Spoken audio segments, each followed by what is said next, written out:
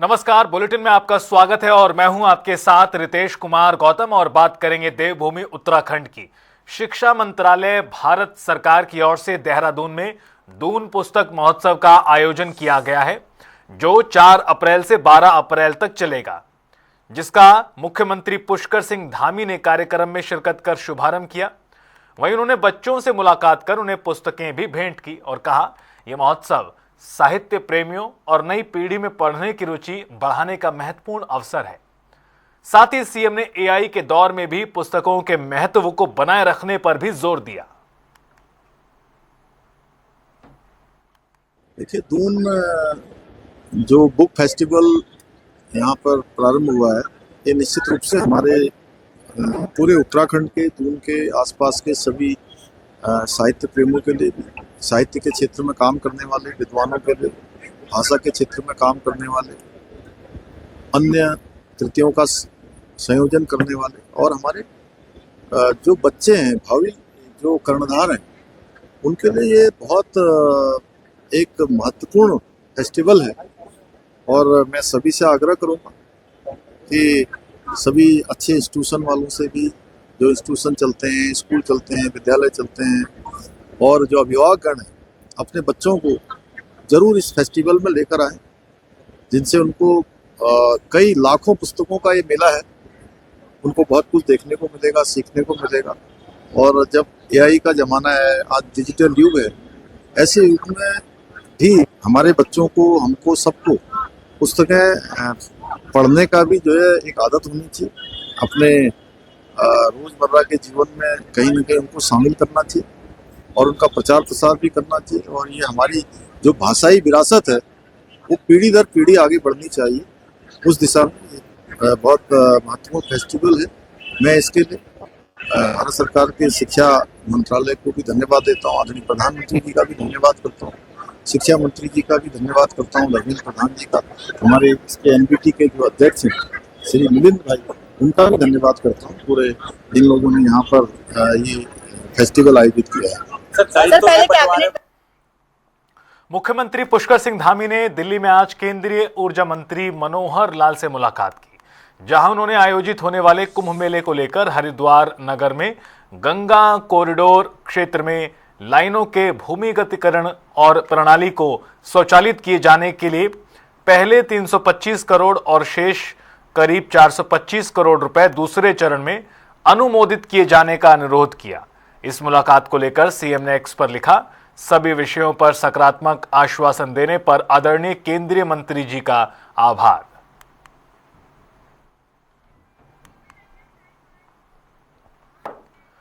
दुर्गा चौक पर बीजेपी युवा मोर्चा के जिला उपाध्यक्ष ध्रुव गुप्ता द्वारा 9वां निःशुल्क चिकित्सा शिविर आयोजित किया गया, जिसमें बड़ी संख्या में लोगों ने स्वास्थ्य सेवाओं का लाभ उठाया। राज्यसभा सांसद महेंद्र भट्ट ने शिविर का शुभारंभ करते हुए इसे सराहनीय बताया। वहीं प्रदेश अध्यक्ष महेंद्र भट्ट ने कांग्रेस पर भी निशाना साधा। जिनको हमने पार्टी से निकाल दिया, वो स्वतंत्र कहीं भी जा सकते हैं।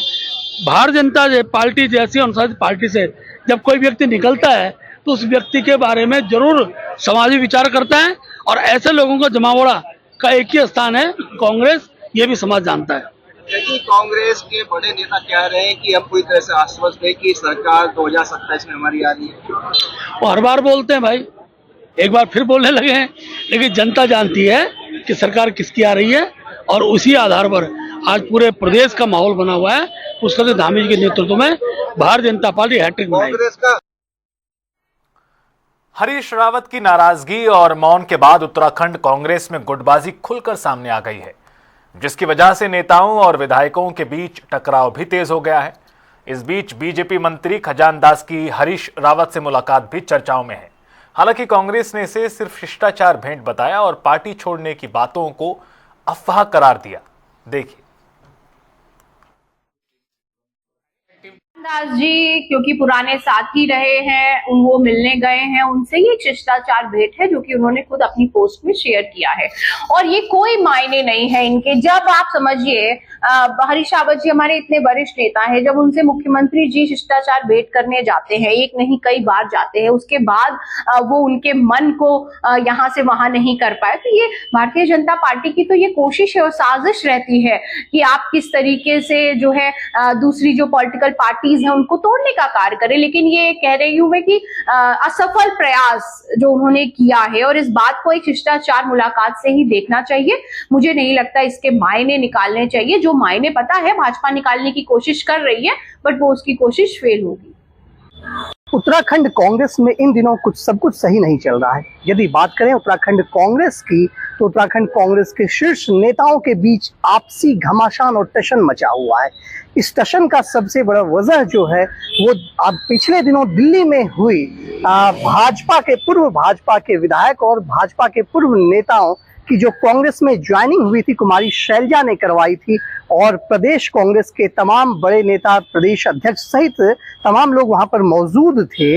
लेकिन वहां पर हरीश रावत के सलाह पर जिन नाम को नामित किया गया था उनको कांग्रेस में ज्वाइन न करवाने के आधार पर यह हुआ था, जिस कारण से हरीश रावत लगातार जो है पिछले कई दिनों से नाराज दिख रहे थे और उन्होंने अपने फेसबुक पोस्ट पर यह लिखा था कि वे मौन व्रत रखेंगे, वे मौन धारण करेंगे। तो कहीं ना कहीं उनका यह विरोध जग जाहिर होता जा रहा है और इसी विरोध के एवज में यदि बात करें तो प्रदेश कांग्रेस में दो गुट बढ़ चुका है। एक गुट जो हरीश रावत पर को सही बता रहे हैं और कही जा रही है कि यदि इतने वरिष्ठ नेता की अनदेखी हो जाती है कांग्रेस में तो यह सही बात नहीं है। वहीं दूसरा गुट यह भी कह रहा है कि हरीश रावत जो है वो कांग्रेस नहीं है, यानी कि वो कांग्रेस हरीश रावत जो यह समझ रहे हैं, दूसरा गुट यह कह रहा है कि हरीश रावत यह समझ रहे हैं कि वो जब तक रहेंगे तभी कांग्रेस उत्तराखंड में जीत सकती है, जबकि यह बात सही नहीं है, यह दूसरा गुट बोल रहा है।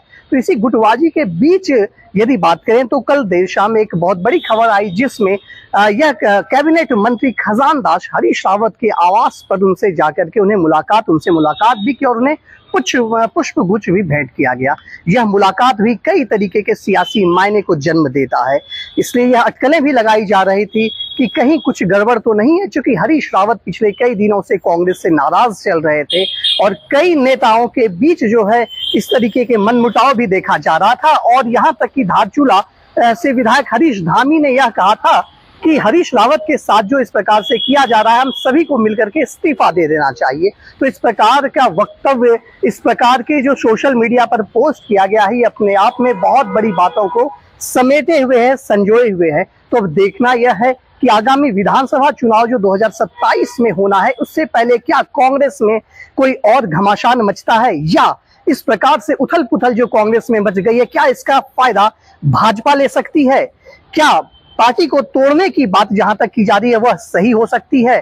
क्योंकि अभी जो है पिछले दिनों देखा गया कि भाजपा ने कई कांग्रेस नेताओं को अपने अंदर ज्वाइन करवाया और कांग्रेस ने कई भाजपा नेताओं को अपने अंदर ज्वाइन करवाया। तो कुनबे बढ़ाने की जो यह अभी प्रचलन चल रही है, यह कब थमता है और कौन कौन नेता भाजपा के संपर्क में हैं और कितने भाजपा के नेता कांग्रेस के संपर्क में हैं, यह तो आने वाले दिन में ही देखा जाएगा। फिलहाल अभी राजनीतिक गलियारों में सबसे अधिक तेज कांग्रेस के अंदर अंतर्कलह जो हो रही है, उस पर घमासान मचा हुआ है। कैमरा पर्सन अनूप भट्ट के साथ मैं यशराज आनंद, जनता टीवी, देहरादून। 2027 के विधानसभा चुनाव से पहले उत्तराखंड कांग्रेस में गुटबाजी लगातार खुलकर आ रही है।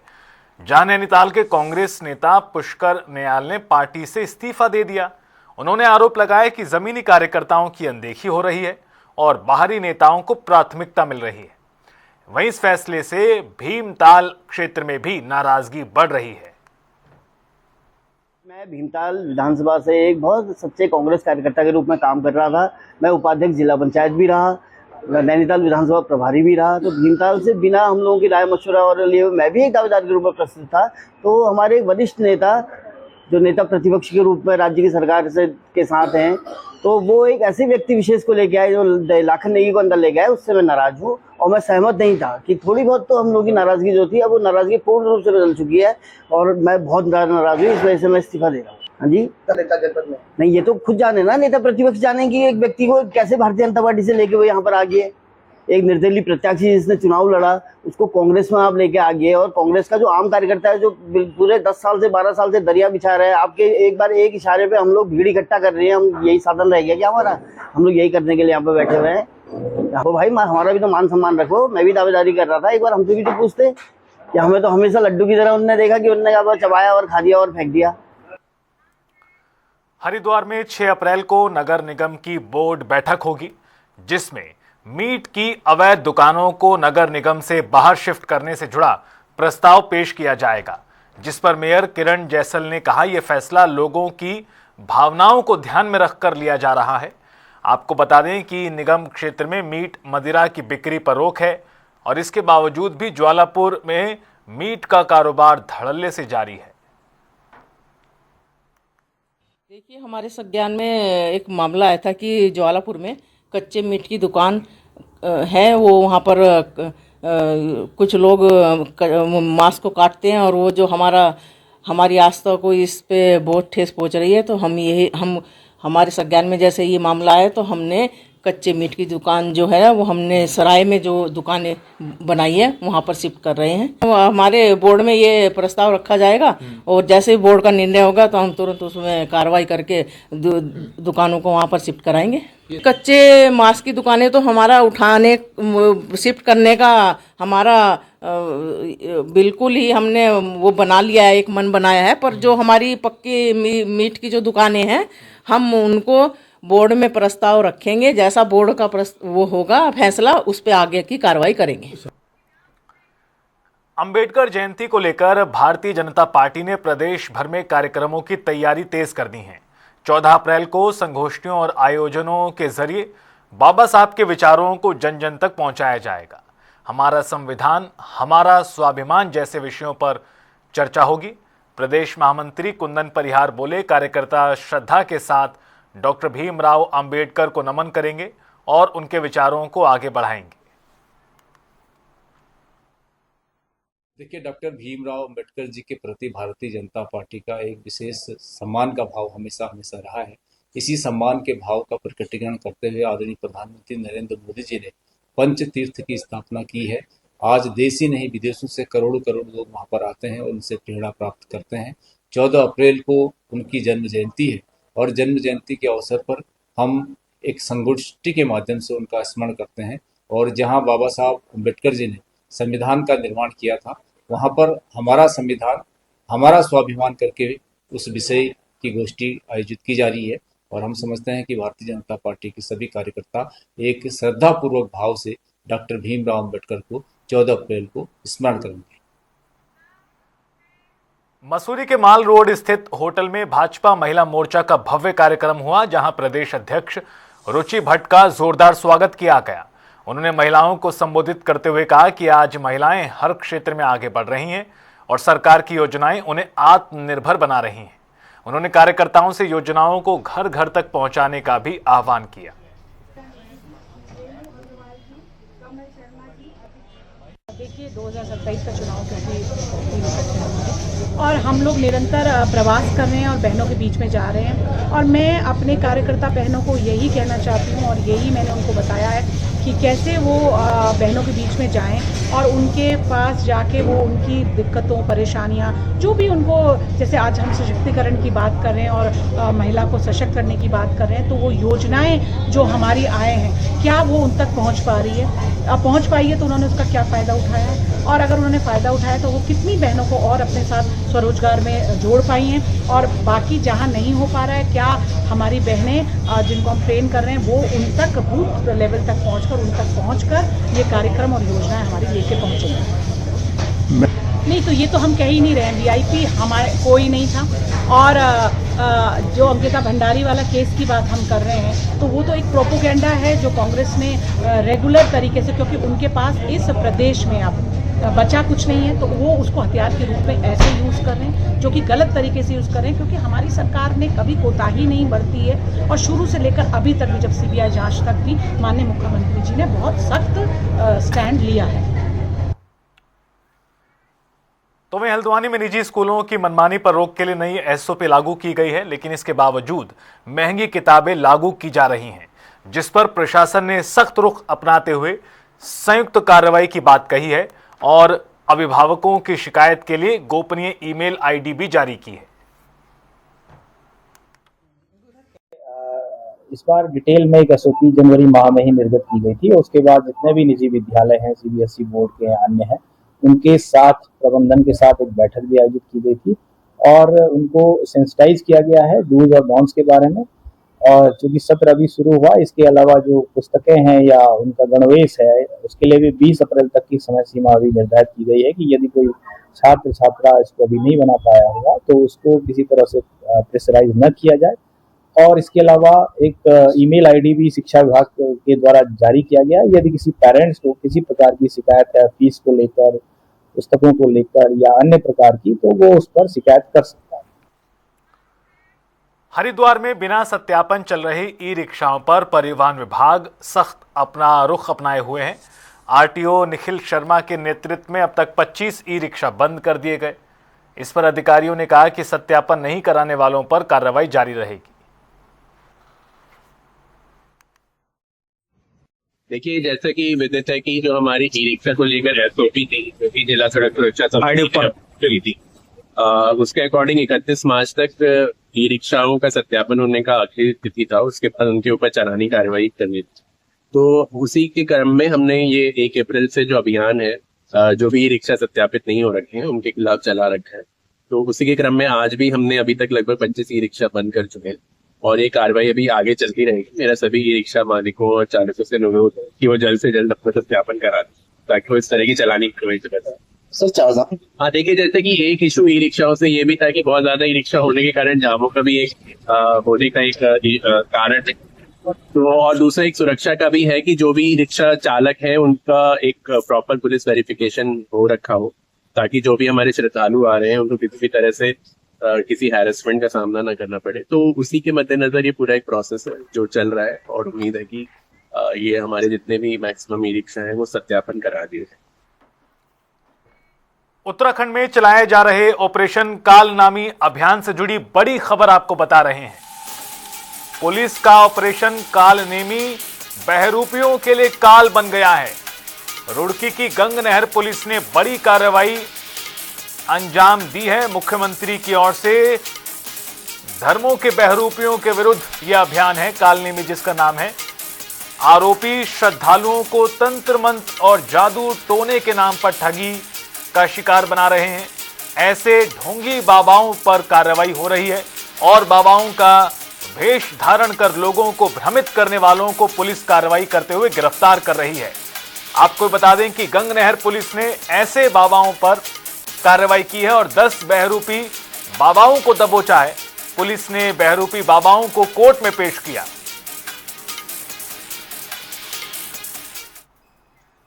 वहीं हरिद्वार में कानून व्यवस्था को मजबूत करने के लिए पुलिस महकमे में बड़ा फेरबदल किया गया। एसएसपी नवनीत भुल्लर के निर्देश पर 1 इंस्पेक्टर और 21 सब इंस्पेक्टर के कार्यक्षेत्र बदले गए। नई तैनाती में मनोहर सिंह भंडारी को रानीपुर कोतवाली, नितेश शर्मा को श्यामपुर थाना और अजय शाह को सिडकुल थाना प्रभारी बनाया गया।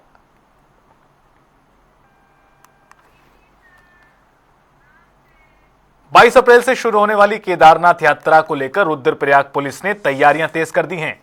सीओ गुप्तकाशी विकास पुंडीर के नेतृत्व में पुलिस टीम ने गौरीकुंड से केदारनाथ धाम तक 3 दिन तक निरीक्षण किया। इस दौरान केदारनाथ, लिंचोली, भीमबली और जंगल चट्टी समेत सभी प्रमुख पड़ावों पर पुलिस आवास, पेयजल, बिजली, सुरक्षा व्यवस्थाओं का जायजा लिया गया ताकि यात्रा से पहले सभी व्यवस्थाएं चाक चौबंद हो, दुरुस्त हों।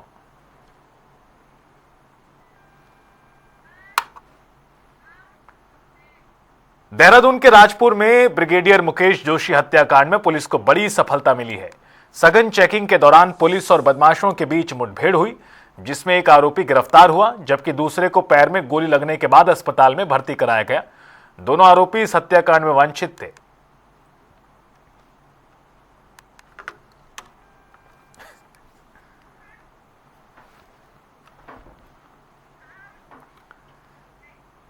हल्द्वानी में मुखानी क्षेत्र में हुई 2 बड़ी चोरियों का पुलिस ने खुलासा करते हुए अंतर्राज्यीय चोर मुंशी राम को गिरफ्तार किया है।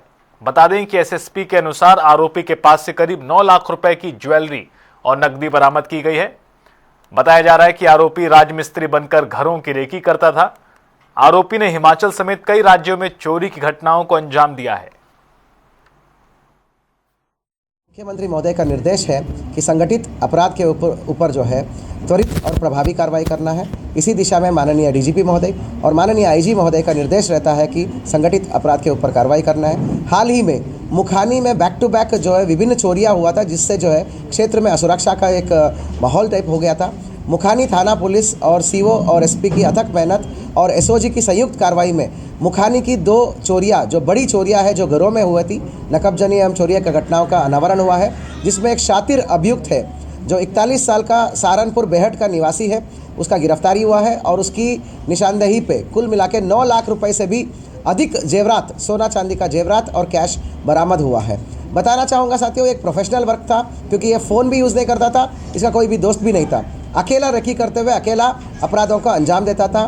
कुल मिला के 9 लाख रुपए से भी अधिक जेवरातों का बरामद हुआ है। और अच्छी बात यह है कि उत्तराखंड पुलिस की ये जो कामयाबी से इसने एक और चीज़ आया है कि हिमाचल प्रदेश में, राज्य में 9 विभिन्न चोरियों का उसने कन्फेशन किया है कि इसने इसी बीच में हिमाचल प्रदेश राज्य में विभिन्न जिलों में 9 चोरीज का उसने अंजाम। फिलहाल इस बुलेटिन में इतना ही। रुकेंगे छोटे से ब्रेक के लिए। खबरों का सफर लगातार जारी है।